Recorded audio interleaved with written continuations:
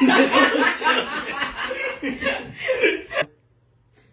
to Portlab, a visual representation of Portland. We have a problem. What do you think it is?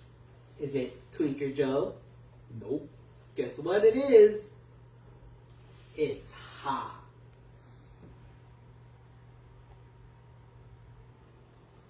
But worry not, Porta and Botas have a solution. What's our solution? Green walls. Why green walls? They can help us in lots of ways.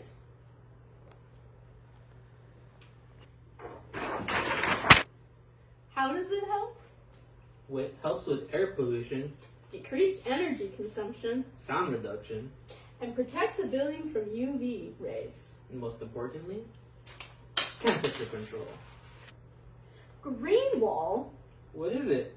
Well, it's not just a wall that's green. What does it consist of? Well, the one that we're specifically focusing on is green facades, which are exterior walls that use vines and climbing plants, and they can also be added to existing walls. Wow. Why should you care? I don't know. Why should I care? Well, plants help improve stuff. Like what? They help improve AC use.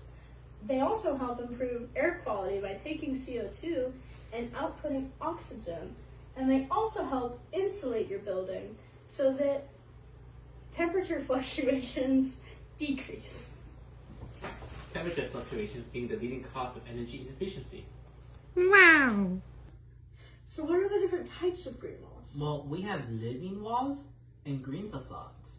But what's the difference between the two? I don't know. Let's consult the board. I am the board. So here we have living walls. And here we have green facades. Living walls are planted in the wall. Well, green facades are climbing outside the wall.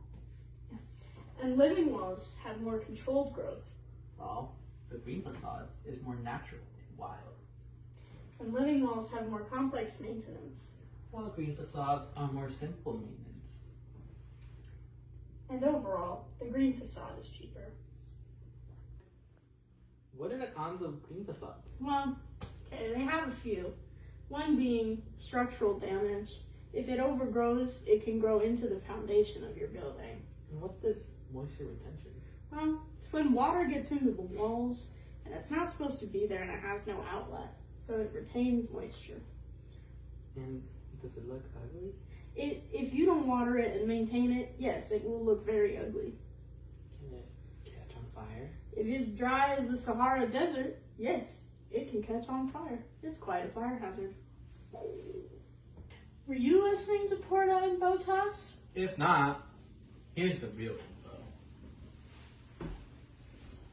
For the implementation of this technology, building codes will need to be updated to include the materials that work best with plants and will not degrade over time.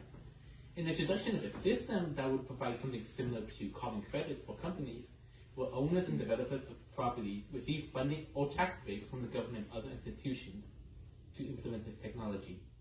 Additionally, City Council or the government could make public flyers and events so that the general public is informed of the benefits and implementation of this technology. Additionally, the government can incentivize students from various schools and universities to participate in the implementation or the study of these technologies to ensure these technologies become more common in the city landscape. With long-term implementation of this technology, the green walls and facades can reduce the temperature of the city by some couple degrees, such as 5 or 10 degrees, which will also mitigate the effects of climate change.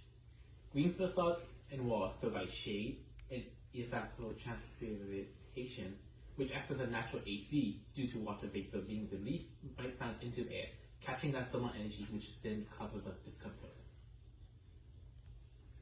Thanks, board.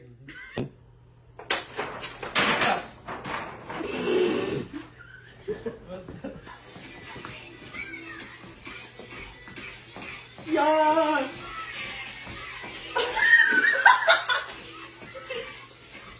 Yeah, get it, Porta.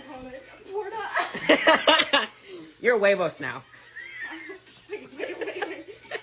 You're not boots, you're huevos. All right. Why should? All right. Like what? Like CO2. You're able to.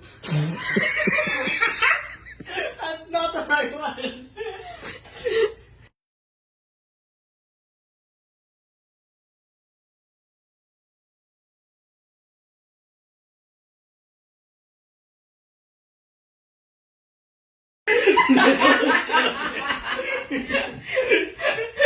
I don't know if you got any of that with Carlos in it. I'm thinking like. Speaking over.